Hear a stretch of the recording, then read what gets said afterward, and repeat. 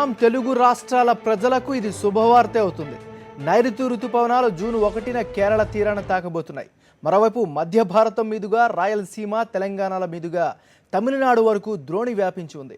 మొత్తం మీద ఇవాళ లేదా రేపటి నుంచి రెండు తెలుగు రాష్ట్రాల్లో ఉష్ణోగ్రతలు తగ్గుముఖం పట్టే అవకాశం ఉందని విశాఖ వాతావరణ కేంద్రం తెలిపింది.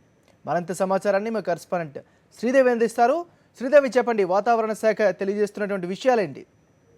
రాజు, ఇప్పటి వరకు కూడా అధిక ఉష్ణోగ్రతల నమోదుతో పాటు తీవ్రమైనటువంటి వడగాడ్పులతో బాధపడినటువంటి రెండు తెలుగు రాష్ట్ర ప్రజలకు కొంతవరకు ఊరట కలుగుతోంది ఈ విషయంలో. ఎందుకంటే ఈ రోజు రేపు ఉష్ణోగ్రతలు తగ్గుముఖం పట్టే అవకాశం ఉన్నాయి. ఇప్పటి వరకు కూడా సాధారణం కంటే 2 నుంచి 8 డిగ్రీల నమోదైనటువంటి ఉష్ణోగ్రతలు 2 నుంచి ఇప్పుడు 6 డిగ్రీల నమోదు, 2 నుంచి 4 డిగ్రీలు నమోదు అవుతూనే ఉన్నాయి.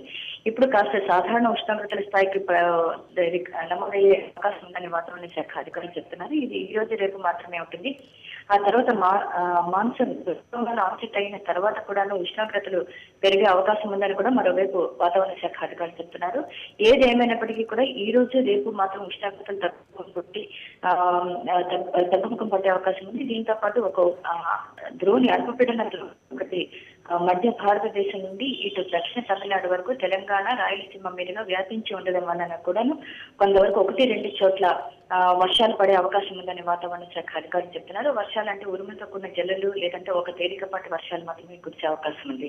దీంతో పాటు ఏదైతే ఉందో మనం అనుకున్నట్లుగా ఋతుపవనాలు అంటే అడ్వాన్స్ గా అయ్యే అవకాశాలు ఉన్నాయని చెప్పినప్పటికీ కూడాను ఇప్పుడున్నటువంటి ప్రతికూల వాతావరణ పరిస్థితుల దృష్ట్యా ఇది జూన్ 1 నాటికే కేరళ తీరాన్ని తాకే అవకాశం ఉందని వాతావరణ శాఖ అధికారులు చెప్తున్నారు. 1వ తేదీన కేరళ తీరాన్ని తాకితే కొంతవరకు కూడాను వర్షాలు కాస్త దక్షిణ కోస్తాంధ్ర మీదుగా కొంత ప్రభావం చూపే అవకాశం ఉంది. ఈ ప్రభావం అన్నది ఈ 2 రోజులు ఉష్ణోగ్రతలు తక్కువ ముఖం పట్టినప్పటికీ కూడాను ఆ తర్వాత 1-2 తారీఖుల్లో కూడా ఉష్ణోగ్రతలు 1-2 సాధారణంగా 1-2 అధిక ఉష్ణోగ్రతలు నమోదయ్యే అవకాశం ఉందని మాత్రం వాతావరణ శాఖ అధికారులు చెప్తున్నారు. Okay, thank you Sridevi, updates అందించినందుకు.